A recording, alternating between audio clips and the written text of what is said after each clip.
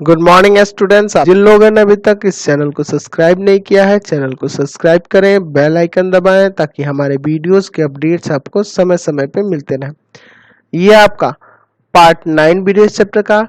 Part 9 video पे आज हम लोग एक थ्योरम शुरू करने जा रहे हैं। थ्योरम क्या कह रहा है कि किसी त्रिभुज के तीनों कोणों का योगफल 180 डिग्री होता है, ये आपको साबित करना है। तो ये आप पिछले क्लासेस से भी बनाते आ रहे हैं कि त्रिभुज के तीनों कोणों का योग 180 डिग्री होता है और उसके आधार पर आप बहुत सारे प्रश्न बनाते थे, लेकिन यहाँ भी हम लोग इसको साबित करके देखेंगे कि कैसे 180 डिग्री होता है इसके बारे में। ठीक है, तो ये मान लीजिए आपका एक त्रिभुज हो गया। इस त्रिभुज का हम लोग नाम देते हैं कुछ। ये आपका ए, यहाँ जो ये शीर्ष है ये आपका बी है और ये सी है, यानी कि ए बी सी एक त्रिभुज है। ये क्वेश्चन में दिया हुआ है, बस इतना ही दिया है कि ए बी सी क्या है, ए बी सी एक त्रिभुज है। ए बी सी एक त्रिभुज है। ठीक, दूसरा चीज क्या, तो हमें सिद्ध करना है। तो सिद्ध करना है, तो सिद्ध करना है, क्या सिद्ध करना है कि एंगल बी ए सी यानी कि ये वाला एंगल हुआ, ठीक है, दूसरा हो जाएगा plus angle A B C यानी कि ये वाले एंगल के बारे में कह रहे हैं, और तीसरा एंगल ए सी बी यानी कि ये वाला plus angle A C B, तीनों का योग कितना होगा, तो 180 डिग्री होगा। ये आपको साबित करना है। ठीक है, आप चाहें तो इसको ऐसे भी लिख सकते हैं, यहाँ में ये वाला एंगल बी ए सी को एंगल ए सिंपली लिख दीजिए, है ना, इसको एंगल बी लिख दीजिए और इसका एंगल सी लिख दीजिए, इससे कोई फर्क नहीं पड़ने वाला। ये तीनों का मतलब भी वही है और इन तीनों का मतलब, दोनों का मतलब सेम ही है। ठीक है, चलिए सबसे पहले इसमें आपको एक रचना करनी होगी। रचना क्या करेंगे कि रचना हम लोग क्या करेंगे कि बीसी के एक समांतर यहाँ रेखा खींचेंगे जो ए से होकर जाएगी। ठीक है, यहाँ पे हम लोग क्या करेंगे, बीसी के समांतर एक रेखा खींच रहे हैं। ठीक है, ये बीसी के समांतर एक रेखा ले लिए, इस रेखा का नाम मान लिए एल, है ना, एक रेखा मान ली एल। यहाँ लिखेंगे कि रेखा एल, या फिर दूसरा भी कोई नाम ले सकते हैं, इसको पी और इसको क्यू, ऐसे ऐसे भी ले सकते हैं, कोई दिक्कत नहीं है। एल जो है रेखा, ये समांतर बीसी हमें खींचना है, खींचे, है ना, खींचे एल, है ना, ऐसे लिख सकते हैं, तथा एल रेखा, जो एल रेखा है कहां से होकर जा रही है, बिंदु बिंदु बिंदु ए से गुजर रही है, गुजर रही है। चलिए ये चीज यहां हो रहा है। ठीक, अब चलिए इसका प्रमाण देखते हैं। ठीक है, तो एक काम करते हैं, इसको साबित करने के लिए यहाँ पे एंगल 1 मान लेते हैं, इसको 2 मान लेते हैं, इसको 3 मान लेते हैं, यहाँ वाले एंगल को 4 मान लेते हैं और यहाँ वाले एंगल को 5 मान लेते हैं। ठीक है, और इस तरह से एंगल मान लेने से क्या होता है कि आसानी से ये साबित हो जाता है। ठीक है, चलिए पहला चीज हम लोग देख रहे हैं कि ये जो एल रेखा है ये समांतर है इस बीसी के। एल जो रेखा है किससे समांतर है, बीसी के। ये क्यों हो रहा है, क्योंकि रचना के द्वारा ये आपका हो रहा है, रचना से। ठीक है, अब देखिए दूसरा चीज क्या है कि ये जब दोनों समांतर है तो ये ए बी एक तिर्यक रेखा होगी, और ये भी आपका ये जो ए सी बी होगा, ए सी बी और ए बी भी दोनों तिर्यक रेखा होगी। किसके लिए, इस रेखा एल के लिए और बी सी के लिए। देख लीजिए ये बी सी है और ये एल रेखा, इस पर ये तिर्यक रेखा है। फिर एक बार इसको देखिए, बी सी एल, आपकी बार इसको देखिए, तो ये भी एक तिर्यक रेखा दिख रहा है ना, दिख रहा है कि नहीं। तो यहाँ से आप जब देख रहे हैं कि जब ये एक तिर्यक रेखा है और ये समांतर है, यानी कि ये एंगल 4 जो है एंगल 2 के बराबर हो जाएगा, एंगल 4 जो होगा एंगल 2 के बराबर हो जाएगा, तथा दूसरा क्या हो जाएगा, तो दूसरा हो जाएगा एंगल 5 जो होगा एंगल 3 के बराबर होगा। देखिए ये तिर्यक रेखा होगी तो यहाँ वाला कोण इस कोण के बराबर होगा। ये दोनों क्यों होगा, तो ये दोनों होगा एकांतर अंतः कोण के द्वारा, एकांतर अंतः कोण के द्वारा ऐसा हो रहा है।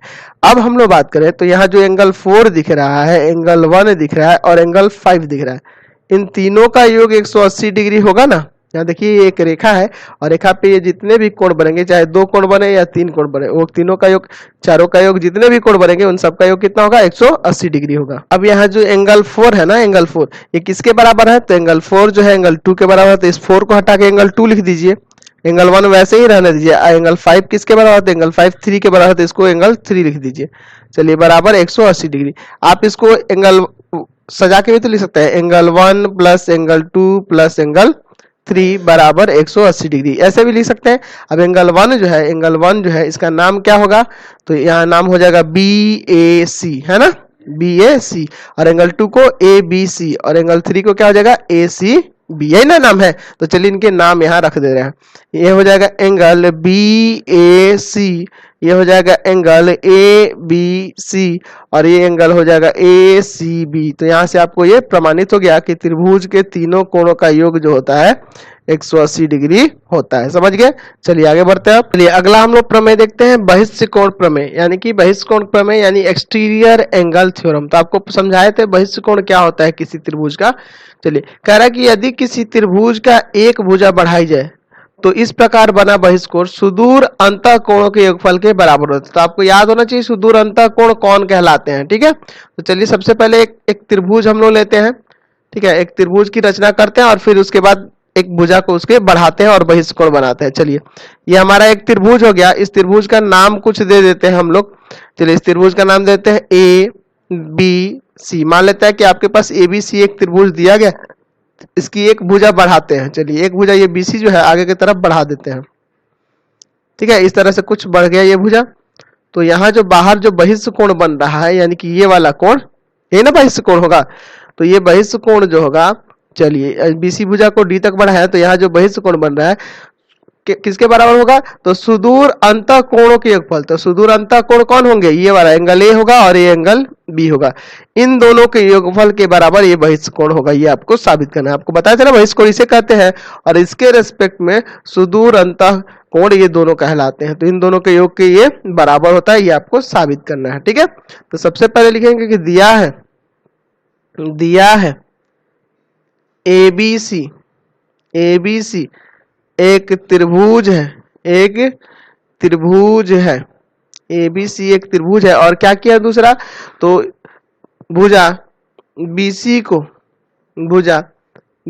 को डी तक बढ़ाया गया है।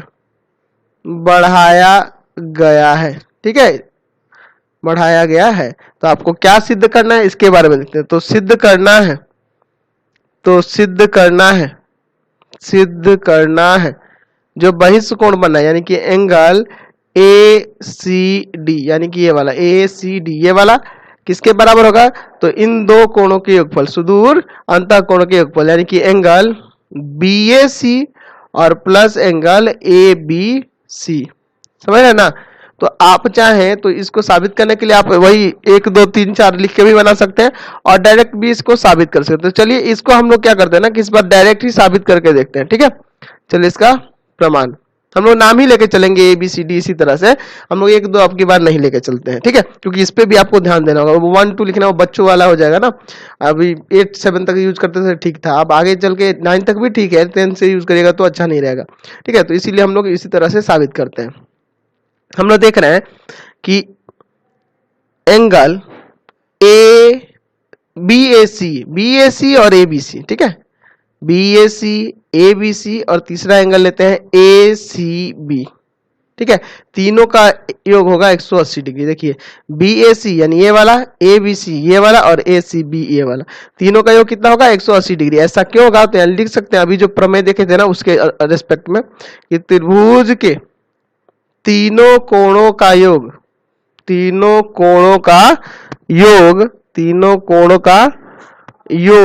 180 डिग्री होता है, इसलिए ये चीज हो जा रहा है। ठीक, चलिए अब क्या कर सकते हैं, तो इसको समीकरण 1 मान सकते हैं। अच्छा, दूसरा चीज कि एंगल ए सी बी और प्लस हम लिख दे एंगल ए सी डी, दोनों का योग भी 180 डिग्री होगा क्या, ध्यान से देखिए, ए सी बी और ए सी डी इन दोनों का योग 180 डिग्री होगा कि नहीं, रैखिक युग्म से होगा, रैखिक युग्म के द्वारा ऐसा हो जाएगा।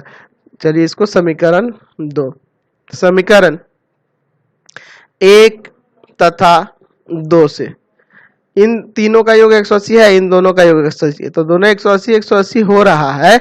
तो आप क्या कर सकते हैं कि ये मान जो होगा इसके मान के बराबर हो जाएगा, यानी कि angle A C B plus angle A C D यानी कि ये वाला इसके बराबर हो जाएगा, angle B A C, angle A B C और plus angle A C B. देखिए ए सी बी काट दीजिए, तो यही ना साबित करना था कि ए सी डी बराबर एंगल बी ए सी और प्लस एंगल ए बी सी।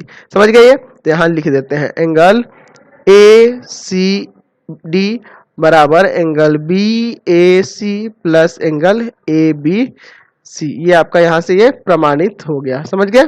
चलिए अब देखिए इस पे एक इसका उप प्रमेय भी आ सकता है, किस तरह से होगा वो उसके बारे में समझ लेते हैं। आपका उप प्रमेय इस तरह ये होगा, कोरोलरी जिसको कहा जाता है, इसी से उत्पन्न हुआ है, इस प्रमेय से ही उत्पन्न हुआ है कि किसी त्रिभुज का बहिष्कोण सदैव किसी एक अभिमुख अंतःकोण से बड़ा होता है। तो इसको साबित करने के लिए देखिए क्या करते हैं, ये जो हम लोग अभी प्रमेय पढ़े हैं ना ये वाला, इसी के आधार पर इसको आपको बता दे रहा है, वही सब फिगर रहने देते हैं और इसी पे आपको वो समझा देते हैं। चलिए फिगर आपका वही है, इसमें भी वही है कि त्रिभुज है एबीसी और ये बीसी को हम लोग डी तक बढ़ा दिए हैं, ठीक है। तो हमें इसमें क्या सिद्ध करना है, इसको देखिए, कह रहा है कि किसी त्रिभुज का बहिष्कोण यानी कि ये वाला कोण किसी एक अभिमुख अंतःकोण से बड़ा होता है ना। ये किसी एक अभिमुख अंतःकोण यानी कि या तो इससे भी बड़ा हो सकता है और इससे भी बड़ा हो सकता है, यानी सेपरेटली देखा जाए तो, यानी यहां लिख सकते हैं कि एंगल ए सी डी जो होगा बड़ा होगा एंगल बी ए सी से,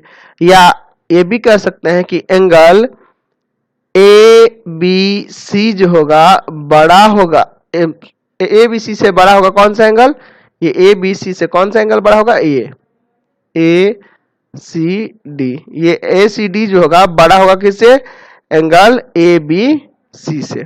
समझ रहे ना बात को, यानी कि ये जो एंगल बहिष्कोण जो है इससे भी बड़ा हो सकता है और इससे भी, यही ना कह रहा है कि अभिमुख अंतःकोण से बड़ा होगा, यानी कि इससे भी बड़ा होगा ये और इससे भी बड़ा होगा ये, आपको साबित करना। तो ये बहुत ही सरल है, इसको साबित करते हैं हम लोग। यहाँ अभी देखे हैं प्रमेय, उस आधार पे यहाँ लिख सकते हैं कि यहाँ इस तरह से लिख सकते हैं कि एंगल ए सी डी यानी ये जो बहिष्कोण होगा ये बराबर होगा किसके, तो दो अभिमुख अंतःकोण जो है उनके योग के, यानी कि एंगल बी ए सी और plus angle A B C के। यही ना प्रमेय में अभी हम लोग देखे थे, जैसे कौन सा प्रमेय कहते थे, जिसको कहते थे बाह्य कोण से, है ना, बाह्य कोण प्रमेय से या बाह्य कोण से। तो बाह्य कोण जो होता है अभिमुख दो अंतःकोण के बराबर होता है। चलिए अब जब ये दोनों मिलके, समझिए यहां से, ये दोनों मिलने के बाद ना इसके बराबर हो रहा है, ये दोनों मिलने के बाद ही ना इसके बराबर हो रहा है, यानी कि अगर सेपरेटली एक एक देखिएगा, यानी इसको देखिएगा तो इससे छोटा होगा, क्योंकि ये दोनों मिलके तब इसके बराबर हो रहा है। तो इसलिए यहाँ आप ऐसे लिख सकते हैं कि एंगल ए सी डी जो होगा बड़ा होगा एंगल बी ए सी से, या दूसरा ये भी हो सकता है कि एंगल ए सी डी जो होगा बड़ा होगा एंगल ए बी सी से। यही ना आपको साबित करना था, तो ये आपका प्रमाणित हो गया, समझ गए। तो ये कोरोलरी था, इसका कोई ज्यादा खास यूज नहीं है आपके क्वेश्चंस में, ठीक है। अगला आपका उपप्रमेय है, ये त्रिभुज के जो तीनों कोणों का योग 180 डिग्री होता है ना, उसी से ये उत्पन्न हुआ है। इसमें क्या है, तो इसमें आपको साबित क्या करना है कि चतुर्भुज के चारों कोणों का योग 360 डिग्री होता है, ठीक है। तो सबसे पहले हम लोग क्या करेंगे कि एक चतुर्भुज की रचना करेंगे, ठीक है। एक चतुर्भुज बना लेते हैं। चलिए यहाँ पे हम लोग एक चतुर्भुज की रचना कर लेते हैं और फिर उसको साबित करते हैं, ठीक है। ये आपका एक चतुर्भुज हो जाएगा कुछ इस तरह से, ये आपका एक चतुर्भुज हो गया, ठीक। चलिए अब ये जो चतुर्भुज है इसके चारों कोणों का योग कितना होगा, 360 डिग्री। चलिए तो इसमें angle A, angle B, angle C और एंगल डी हो गया, ठीक। तो यहाँ पहले लिख लेते हैं कि दिया है क्वेश्चन में कि इस उपप्रमेय में क्या दिया है कि ए बी सी डी एक चतुर्भुज है। क्या है, एक चतुर्भुज है, बस इतना ही दिया है कि ये एक चतुर्भुज है। अब आपको तो सिद्ध क्या करना है, तो सिद्ध करना है कि इनके चारों कोणों का योग जो होगा 360 डिग्री होता है। तो सिद्ध करना है, तो आप चाहे तो 1 2 3 4 इस तरह भी नाम लिख के बना सकते थे, लेकिन हम लोग उस तरह ना लिख के ऐसे लिखेंगे angle A B C plus angle B C D plus angle C D A, है ना, plus angle D A B बराबर 360 डिग्री। देखिए यहाँ से ए बी सी यानी ये वाला कोण, है ना, बी सी डी यानी ये वाला कोण, सी डी ए यानी ये वाला कोण और डी ए बी यानी ये वाला कोण, समझ गए। चलिए या तो आप ऐसे भी लिख सकते हैं या ऐसे भी लिख सकते हैं, है ना, angle A plus angle B plus angle C plus angle D बराबर 180 डिग्री, इस तरह से भी आप लिख सकते हैं। तो चलिए ऐसे भी समझ लीजिए, कोई दिक्कत नहीं है। तो यहाँ लिख दीजिए angle A plus angle B plus angle C plus angle D बराबर 180 डिग्री। इससे भी कोई प्रॉब्लम नहीं है, ये आप ऐसे लिख सकते हैं। ठीक है, चलिए सबसे पहले इसमें आपको क्या करना होगा कि एक रचना करेंगे। रचना क्या करेंगे कि कोई विकर्ण एक मिला देंगे। आप चाहे तो एसी विकर्ण को मिला दिए, आप चाहे तो बीडी को मिला दिए, कोई भी है ना। तो लिख देंगे विकर्ण, सॉरी विकर्ण, विकर्ण, चलिए किसको मिला दिया जाए, एसी को मिलाया, एसी को मिलाया। कोई एक विकर्ण मिला सकते थे आप यहाँ पे, तो हम लोग एक एसी विकर्ण जो है इसको मिला देते हैं। चलिए इस तरह से कुछ, ठीक है, डॉटेड मिला देते हैं ये विकर्ण को। चलिए मिल गया। अब देखिए हम लोग देख रहे हैं कि यहाँ दो गो त्रिभुज बन गया, देख रहे हैं ना, दो गो सेपरेट सेपरेट त्रिभुज बन गया। एक ये त्रिभुज बन गया ए बी सी और एक बन गया ए डी सी, या दो त्रिभुज बन गया ना।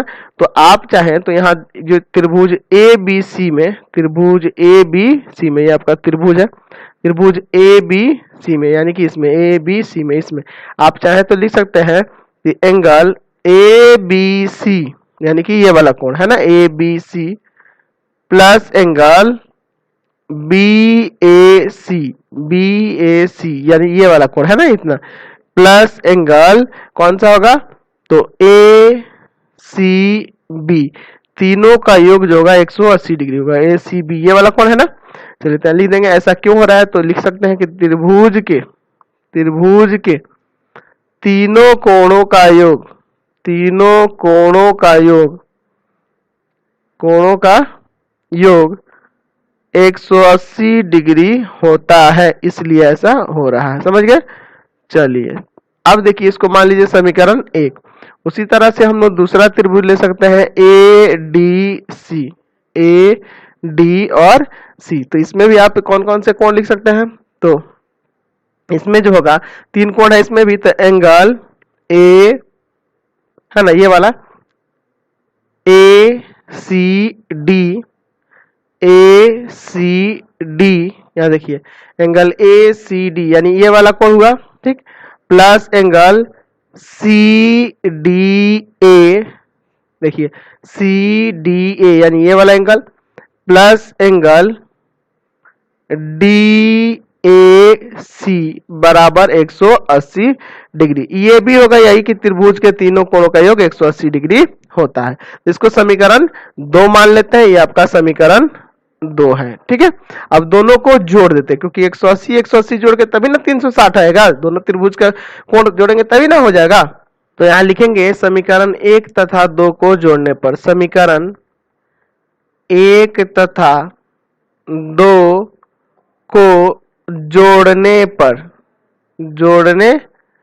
पर चलिए समीकरण 1 तथा 2 को जोड़ेंगे तो यहाँ कौन है, angle A B C plus angle B A C plus angle A C B, है ना, तीनों एंगल हो गया। अब उसी तरह इसमें का तीनों angle, angle A C D plus angle कौन सा है, सी डी ए, है ना, plus angle D A C बराबर होकर जाएगा, यहाँ भी 180 यहाँ भी 180, तो 180 डिग्री और प्लस का 180 डिग्री। चलिए अब इसमें कोणों को जोड़ते हैं, तो किस तरह से जोड़ेंगे, तो ये तो पहले ए बी सी अकेले रहने दीजिए, यहाँ लिख दीजिए angle A B C plus angle, देखिए ये बी ए सी कौन सा एंगल है, तो बी ए सी यानी ये वाला, और दूसरा कौन होगा डी ए सी, तो बी ए सी यहाँ है और डी ए सी यहाँ है, इन दोनों को एक साथ करिए, एंगल बी ए सी और प्लस है दूसरा एंगल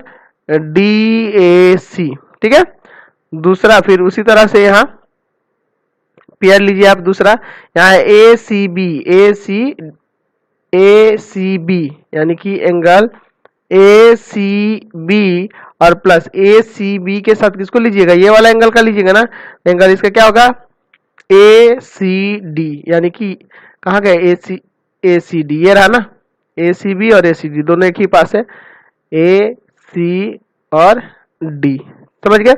अच्छा एक और एंगल है कौन सा, तो ये बच जाएगा, कौन सा बचेगा, ये सी डी ए, ये ना बचेगा, एंगल सी डी ए बराबर 180 180 क्या हो गया 360 हो गया। ध्यान से देखिए एंगल ए बी सी यहाँ हो गया, बी ए सी और ये डी ए सी ये हो गया, ACB और ACD ये हो गया, और ये जो बच गया यहाँ लिख दिए। चलिए, तो पहला एंगल ABC जो है यहाँ लिख दिए, ABC प्लस, अब देखिए यहाँ BAC और DAC, देखिए BAC और DAC ये दोनों मिलके ये वाला एंगल बन जाएगा ना पूरा, BAC और DAC मिलके ये पूरा एंगल बन जाएगा, यानी कि इसका एंगल का नाम क्या कर सकते हैं, DAB।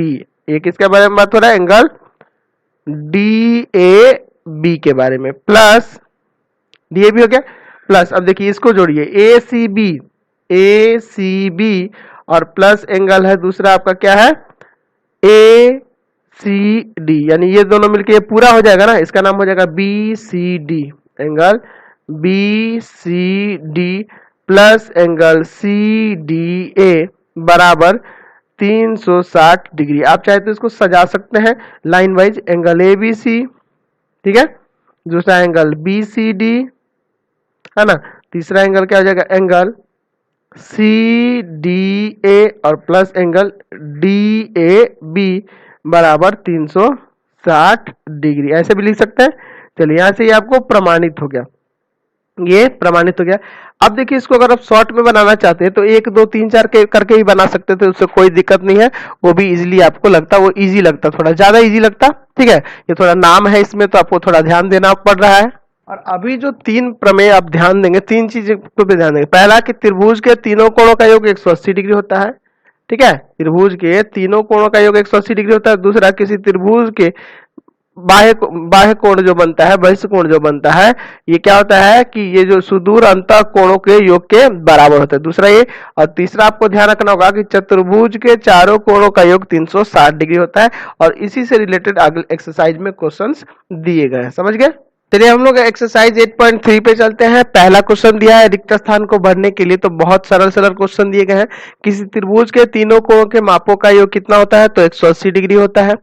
किसी त्रिभुज के निम्न कोणों की संख्या अधिक से अधिक कितनी हो सकती है, निम्न कोणों की संख्या अधिक से अधिक कितनी हो सकती है, तो अधिकतम कितने न्यून कोण होते हैं, तो देखे थे न्यून कोण त्रिभुज में तीनों कोण न्यून कोण थे, है ना, तो उसे क्या कहते हैं, तो यह कह सकते हैं न्यून कोण त्रिभुज में 3 कोण क्या हो सकते हैं, तीनों कोण जब आपको क्या पता है कि 90 से छोटे होते हैं, न्यून कोण हो सकते हैं। तो क्वेश्चन में पूछ रहा है कि किसी त्रिभुज में न्यून कोणों की संख्या अधिक से अधिक कितनी हो सकती है, तो अधिक से अधिक 3 हो सकती है, ठीक। अगले क्वेश्चन में कह रहा है किसी त्रिभुज में कम से कम कितने न्यून कोण हो सकते हैं, तो ये तो अधिक से अधिक क्या बात करिए, कम से कम कितने हो सकते हैं। तो आप अगर एक समकोण त्रिभुज देखिएगा तो समकोण त्रिभुज में कितने न्यून कोण होते हैं, 2 होते हैं।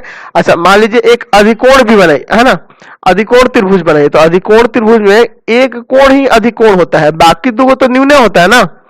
तो यहाँ क्या होता है, किसी त्रिभुज में कम से कम कितने न्यून कोण होंगे, तो कम से कम तो 2 तो न्यून कोण होगा जरूर, ये फिक्स है। आप ये तीनों त्रिभुज में देख लीजिए, यहाँ तो इसमें तीनों न्यून कोण है, लेकिन कम से कम पूछ रहा है, तो कम से कम 2 तो जरूर हो जाएगा, देख रहे हैं ना, यहाँ 2 जरूर न्यून कोण हो सकते हैं, ठीक। बगल के चित्र में दिया गया है, यहाँ फिगर में आपको क्या करना है, जब दिया है कि ACD का मान दिया है 130 और ABC का मान दिया है 48, तो आपको निकालना है एंगल BAC।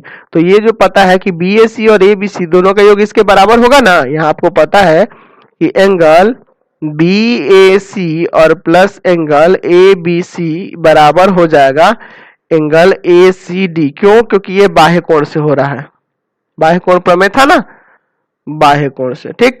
अब देखिए इसका मान तो आपको निकालना है, और ये दिया है 48 और इसका मान है 130, तो 48 जाकर उधर घट जाएगा ना, तो एंगल BAC बराबर हो जाएगा 130 और माइनस का 48, तो घटा दीजिए, यहाँ पे घटाने पे कितना आ जाएगा आपका, तो इसका आ जाएगा 82 डिग्री, यहाँ पे इसका मान आ जाएगा, समझ गए। चलिए 5 नंबर में कह रहा है कि किसी त्रिभुज की एक भुजा बढ़ाई जाए तो बहिष्ठ कोण अभिमुख अंतः कोणों के किसके बराबर होता है, तो योग के बराबर होता है, उनके योग के बराबर होते हैं। तो प्रमेय ही था, आप पढ़े हुए थे। क्वेश्चन नंबर 2 जो है कह रहा है निम्नलिखित कथनों में से सत्य के लिए T लिखना है और असत्य के लिए F लिखना है, ठीक है। तो कह रहा है किसी त्रिभुज के तीनों कोणों का योग 180 डिग्री होता है, तो ये तो आपका ट्रू है। चलिए किसी चतुर्भुज के चारों कोणों का योग 3 समकोण, तो 3 समकोण का मतलब कितना होगा, 270 डिग्री, तो 360 डिग्री ना होता है, तो ये तो आपका फॉल्स हो गया, एफ हो गया, इसके लिए असत्य है इसलिए फॉल्स लिख दिया। किसी त्रिभुज में दो समकोण हो सकते हैं, एक का भी नहीं होगा। जब दो कोण समकोण होगा तो दो ही कोण 180 हो जाएगा, तीसरा कोण कितना होगा? ये तो गलत हो जाएगा ना। त्रिभुज का नियम है कि तीनों कोणों का योग 180 डिग्री होना चाहिए, तो फॉल्स हो जाएगा। अगला कह रहा है कि किसी त्रिभुज के बहिष्ठ कोण प्रत्येक सम्मुख अंतः कोण से छोटा होता है, छोटा नहीं बड़ा होता है, यह भी आपको बताए थे, ठीक है, ये फॉल्स हो जाएगा। अगला 5 नंबर है किसी त्रिभुज में दो अधिक कोण हो सकते हैं, दो का अधिक कोण होगा तो वो तो 180 से ऐसे ही अधिक हो जाएगा जोड़िएगा तो तीसरा कोण कहां से आएगा? ये भी फॉल्स है, ऐसा हो ही नहीं सकता है, ठीक। किसी त्रिभुज में दो न्यून कोण हो सकते हैं, हाँ ये आपको बताया था कि कम से कम दो को न्यून कोण होता है और अधिक से अधिक 3 भी न्यून कोण होते हैं, तो ये तो सत्य है आपका। चलिए, किसी त्रिभुज के बहिष्ठ कोण सम्मुख अंतः कोणों के योग के बराबर होता है, ये तो आपका ट्रू स्टेटमेंट है। चलिए क्वेश्चन नंबर 3 देखिए, कह रहा है कि पहला क्वेश्चन कि किसी त्रिभुज के एक कोण की माप 70 डिग्री है तो शेष दो कोणों की मापों का योग कितना होगा? तो आपको शेष दो कोणों की मापों का योग यानी कि तीनों का तो 180 होता है, तो 180 में से 70 घटा दीजिए, ठीक है। आप ऐसे लिखिए, आप लिख सकते हैं ऐसे कि शेष दो कोणों की माप, शेष दो कोणों की माप बराबर कितना लिखिएगा? तो 180 डिग्री और -70, क्योंकि तीनों का 180 होता है, एक दिया है तो दो का योग कितना आ जाएगा? 110 आ जाएगा ना। चलिए, अब दूसरा क्वेश्चन कह रहा है कि किसी त्रिभुज ABC में C दिया है और B दिया है, एंगल A निकालना है। तो आप लिखिए कि angle A plus angle B plus angle C बराबर तो 180 डिग्री होता है ना, 180 डिग्री इसका होता है। अब देखिए A जो एंगल है, एंगल A जो है, A का वैल्यू नहीं दिया, ये तो निकालना है। B दिया है आपके पास, B के कितना दिया है? 80 और एंगल C दिया है यहाँ पे 40, ठीक है।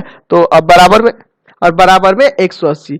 अब चाहे तो यहाँ ये लिख सकते हैं कि त्रिभुज के तीनों कोणों का योग 180 डिग्री होता है, ये तो आपको पता है। त्रिभुज के तीनों कोणों का योग